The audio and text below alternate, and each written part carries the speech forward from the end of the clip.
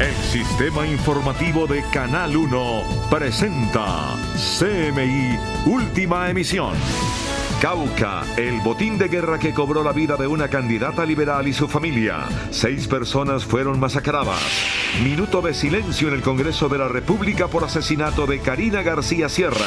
Hemos ofrecido una recompensa, la suma de 100 millones de pesos por alias Mayimbu. Disidencias de las FARC, detrás del asesinato de candidata liberal, denuncia Mindefensa.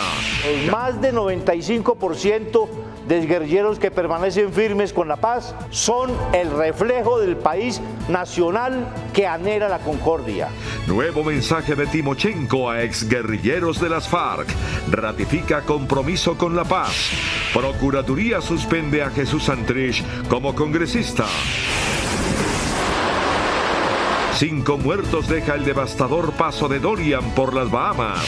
Primeros coletazos de huracán Dorian en la Florida. Se mantiene estado de emergencia. Y en deportes, 0 y van 6 técnicos que salen del fútbol profesional colombiano. El golazo de Juan Fernando Quintero, finalista al premio Puskás. Juan Sebastián Cabal y Robert Fara ya están en los cuartos de final del Abierto de los Estados Unidos. Nairo Quintana le dice adiós a Movistar y bienvenido al equipo Arkea.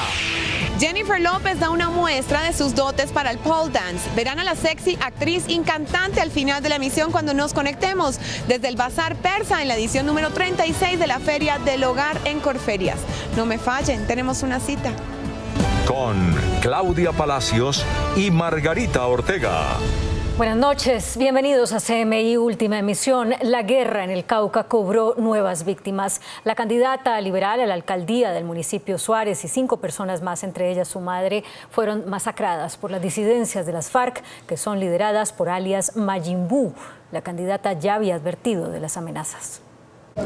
Desde Popayán, el ministro de Defensa anunció recompensas para dar con la captura de los integrantes de la columna móvil Jaime Martínez, a quienes señalan como responsables del asesinato de la candidata, de su madre, una líder de víctimas, un presidente de Junta de Acción Comunal, un candidato al consejo y una seguidora de la campaña.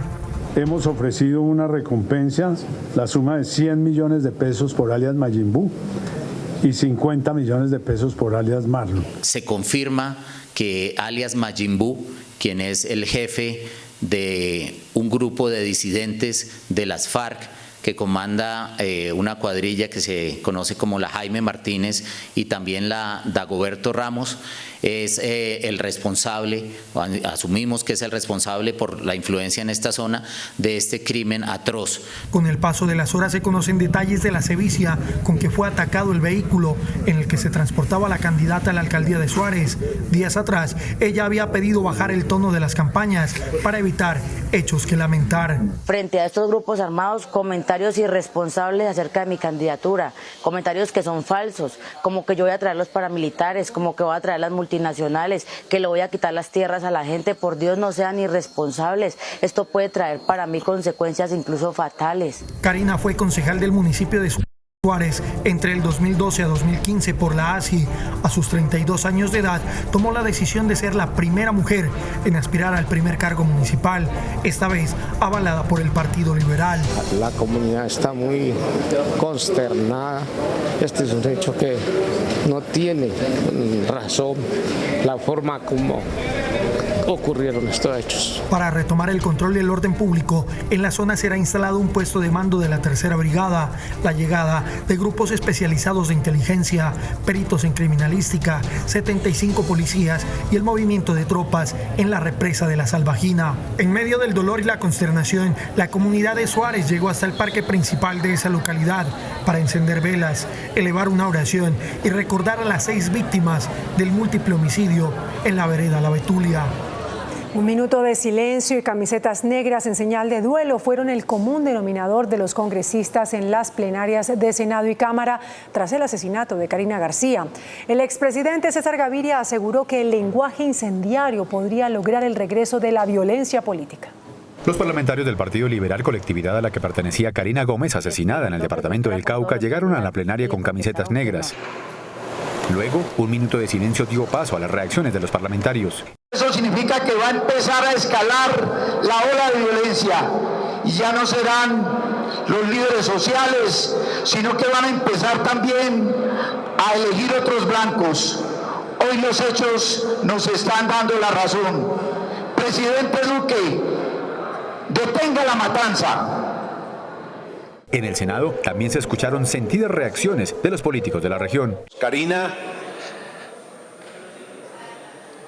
con dolor le decimos adiós, pero la llevaremos siempre en el corazón. El liberalismo hoy está de luto. El jefe único del Partido Liberal, el expresidente César Gaviria, aseguró que el lenguaje incendiario en contra del acuerdo de paz puede generar el regreso de la violencia política. Terribles y dolorosos hechos de Suárez, Cauca, le muestran a Colombia que con el lenguaje incendiario que se ha estado utilizando para descalificar de manera sistemática el proceso de paz con las FARC, se va a lograr el regreso a la violencia política, a las masacres, a los ataques guerrilleros y paramilitares, a los delitos de lesa humanidad en las acciones armadas de esos grupos. Los parlamentarios aseguraron que en varias regiones del país no están dadas las condiciones de seguridad para las próximas elecciones. Y el presidente del partido FARC, Rodrigo Londoño, junto a otros representantes de la oposición, condenaron el rearme de Iván Márquez y ratificaron su compromiso con el acuerdo de paz. Timochenko dice que el 95% de los exguerrilleros siguen comprometidos con el acuerdo. Rodrigo Londoño se convirtió en vocero de los partidos de oposición y rechazó el llamado de la disidencia a volver a las armas encabezado por Iván Márquez y Jesús Santrich. Los partidos declarados en oposición nos unimos al clamor nacional de rechazo a la decisión tomada por este grupo de personas que constituye una violación de los compromisos pactados en el acuerdo de paz. En el mensaje, Rodrigo Londoño asegura que el 95% de los excombatientes está firme en el cumplimiento y por eso el respaldo de la comunidad internacional. Y a los más de 95% de guerrilleros que permanecen firmes con la paz son el reflejo del país nacional que anhela la concordia. En el mensaje también critica a los que aprovechan políticamente esta decisión de los que califica como desertores. Rechazamos igualmente las declaraciones dirigidas a aprovechar la situación para llamar al incumplimiento de lo pactado por el Estado colombiano con la insurgencia de las FARC-EP. Previamente, en una misiva enviada a los excombatientes, Rodrigo Londoño criticó a los desertores y les dice que están buscando que exguerrilleros los sigan en su errática decisión de volver a la guerra, incluso pintándoles pajaritos de oro. La Procuraduría suspendió por 3 meses del cargo como representante a la Cámara a Jesús Santrich luego de que anunciara su rearme junto a un grupo de disidentes de las FARC. El Ministerio Público también radicó ante el Consejo de Estado una solicitud de pérdida de investidura para que se declare la muerte política de Santrich. La Justicia Especial para la Paz ordenó unificar en un solo proceso los incidentes de incumplimiento de las obligaciones contraídas con esa jurisdicción de Iván Márquez, Henry Castellanos, alias Romaña, y José Sierra, alias El Zarco Aldinever. Con esta decisión, la JEP busca agilizar la verificación de los compromisos que estas personas adquirieron al momento de firmar el acuerdo de paz para excluirlos de la jurisdicción después de que anunciaran su regreso a las armas. El huracán Dorian ya se acerca a la costa este de los Estados Unidos tras su devastador paso por las Bahamas. El poderoso huracán Dorian, la segunda tormenta atlántica más fuerte de la historia, devastó las Bahamas y dejó graves inundaciones, más de 13.000 estructuras destruidas o bajo el agua, cerca de 73.000 afectados y al menos 5 muertos, una cifra que podría aumentar sustancialmente. Our mission and focus now is search, rescue and recovery. Durante 2 días el archipiélago sufrió el embate de este fenómeno meteorológico que golpeó primero a las Islas Abaco como un categoría 5 con vientos que llegaron a los casi 300 kilómetros por hora. Y durante el día de hoy el gigantesco ojo de Dorian, el cual fue captado desde adentro, permaneció casi inmóvil al norte de la isla de Gran Bahama, moviéndose apenas a 1,5 kilómetros por hora hacia la costa estadounidense. This is a slow moving but extremely dangerous hurricane. And we're working very closely with governors in. Y aunque la trayectoria de este catastrófico huracán parece indicar que no entrará de lleno en el territorio continental, Florida, Georgia, Carolina del Norte, Carolina del Sur y Virginia se mantienen en estado de alerta y de hecho las autoridades emitieron una orden de evacuación obligatoria que afecta a más de 1 millón de personas. Hurricane Dorian has shown what it's capable of. It's absolutely battered the Bahamas. The latest forecast still has South Carolina in the path of a very destructive and deadly storm. La amenaza que ya provocó la cancelación de más de 1000 vuelos tiene a los estados vulnerables preparándose para recibir los vientos de fuerza huracanada de Dorian y las peligrosas subidas del nivel del mar producidas por las lluvias torrenciales y olas de hasta 6 metros. Y es que al menos 5 muertos dejó el paso del huracán Dorian por Bahamas. El devastador paso del huracán Dorian por las Bahamas deja un panorama de caos, muerte y destrucción. Las autoridades informaron que el fenómeno meteorológico ya cobró sus primeras víctimas en las Islas Abaco. Bahamas Police Force has confirmed that there are 5 deaths in Abaco. Teams will go to Abaco as soon as possible for full and proper assessment and identification. El dirigente bahameño aseguró que se trata de una tragedia histórica y que la devastación no tiene precedentes, pues unas 13.000 viviendas resultaron destruidas o dañadas, decenas de carros bajo el agua y miles de afectados. Dorian tocó tierra como un poderoso huracán de categoría 5 en el Bull Cay, en las Islas Abaco, y ahora se dirige rumbo a la costa este de Estados Unidos.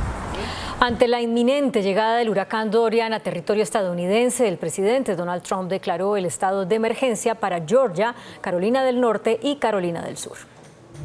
El huracán Dorian, la segunda tormenta atlántica más fuerte en la historia, tiene en alerta técnicamente a toda la costa oriental de los Estados Unidos, que se prepara para la llegada del poderoso fenómeno meteorológico que fue catalogado por el presidente Donald Trump como monstruoso. De hecho, el mandatario emitió declaraciones de emergencia para los estados de Georgia junto a Carolina del Norte y del Sur, lo que le da luz verde a la Agencia Federal para el Manejo de Emergencias para coordinar los esfuerzos de socorro en caso de desastre y facilitar el desenfondo de recursos de manera expedita. Y ante la orden de evacuación de cerca de 1 millón de habitantes de 4 diferentes estados, la Cruz Roja Americana abrió varios refugios en todo el centro de Florida, con el objetivo de brindarle a cada uno de estos ciudadanos que lleguen a estos albergues la protección de un techo durante el paso del huracán, así como garantizar las 3 comidas diarias de quienes se refugian en estos lugares. El Ministerio de Salud alista una resolución para adoptar como política pública los tratamientos y la prevención de la infertilidad, de tal forma que se garantice atención médica integral tanto en entidades públicas como privadas. Con la resolución que alista el Ministerio de Salud y Protección Social, se adoptaría como política pública el tratamiento y la prevención de la infertilidad, una patología que, de acuerdo con la Encuesta Nacional de Demografía en Salud, afecta al 12,1% de las mujeres en Colombia. El documento de 15 páginas garantiza la atención integral para quienes en la llamada ruta materno-perinatal se sospeche de infertilidad, estableciendo un plan de cuidado que incluye el tratamiento. Se considera, además de apoyo fundamental en este proceso, incluir, si fuese necesario en la determinación del plan de cuidado, apoyo psicológico y el abordaje familiar integral que demanda la aproximación de la infertilidad. El borrador menciona que debe darse una coordinación y cooperación entre entidades de salud públicas y privadas para asegurar el cumplimiento de esta política en prevención y atención. El texto de la resolución está publicado en la página del Ministerio de Salud para recibir comentarios y ajustarla si es necesario antes de que sea firmada por el ministro Juan Pablo Uribe. La Contraloría imputó cargos de responsabilidad fiscal a Electricaribe por desviar 185.000 millones de pesos que le giró el Ministerio de Minas para subsidiar las tarifas de los estratos 1 y 2. Para la Contraloría General, es claro que Electricaribe utilizó en beneficio propio los recursos que entre los años 2011 y 2016 le transfirió el Ministerio de Minas y Energía para subsidiar la tarifa de los estratos 1 y 2. Electricaribe enjugó sus pérdidas no técnicas y en este caso retuvo el 99% de estos recursos a favor de la compañía y solo le otorgaba para atenuar el valor de las facturas el 1% a los usuarios. Por eso, el ente de control imputó cargos de responsabilidad fiscal contra Electricaribe por 187.000 millones de pesos tras advertir que los recursos girados por el gobierno nacional debieron aplicarse al consumo individual de usuarios y no al consumo distribuido comunitario, razón por la cual nunca se alivió el valor a pagar entre los estratos 1 y 2. El Ministerio de Minas y Energía revisaba estas condiciones de cobro y transfería estos recursos a Electricaribe. Adicionalmente, a la entonces revisora fiscal de Electricaribe, Yamile Sarmiento, la Contraloría le imputó cargos de responsabilidad fiscal por 46.000 millones de pesos. La Corte Constitucional estudiará mañana una demanda contra la norma de la Ley de Conductores que cancela hasta por 25 años la licencia de conducción en caso de conductores ebrios y de conductores que prestan servicios de Uber. Según el demandante, la decisión es legítima para el caso de quienes conduzcan en estado de embriaguez, pero la norma también incluye otros casos como la prestación del servicio público de transporte con vehículos particulares. Para el demandante, los artículos cuestionados no establecen un parámetro para la cancelación o suspensión de la licencia en esa otra situación y deja la decisión al arbitrio de las autoridades de tránsito. Agrega la demanda que el Código Nacional de Tránsito no tiene una sola norma que permita precisar el término máximo ni mínimo de la sanción de suspensión, ni los criterios para graduarla cuando ésta se impone por causales diferentes a la conducción en estado de embriaguez. La ponencia de la Corte Constitucional no tumba la norma, pero le pide al Congreso que regule la sanción de los casos diferentes a la suspensión de la licencia por embriaguez. China demandó a Estados Unidos ante la Organización Mundial del Comercio por los aranceles impuestos a sus importaciones. En un comunicado, el Ministerio de Comercio chino afirmó que dichas imposiciones violan gravemente el consenso que alcanzaron ambos países durante la reciente cumbre del G20. El primer ministro británico Boris Johnson anunció que convocará a elecciones el 14 de octubre si el Parlamento vuelve a retrasar el Brexit. Johnson advirtió que no permitirá que los legisladores de su partido apoyen la moción liderada por la oposición laborista que obligaría a solicitar otro plazo para la salida de la Unión Europea. En Gerona, España, al menos 17 personas resultaron heridas luego de que un toro de lidia saltara una de las vallas y embistiera al público que asistía a una corrida. El toro fue abatido por un agente policial y los heridos fueron trasladados a los hospitales más cercanos. Esto ocurrió en la Plaza Vidreres, donde se celebran las fiestas taurinas de la ciudad.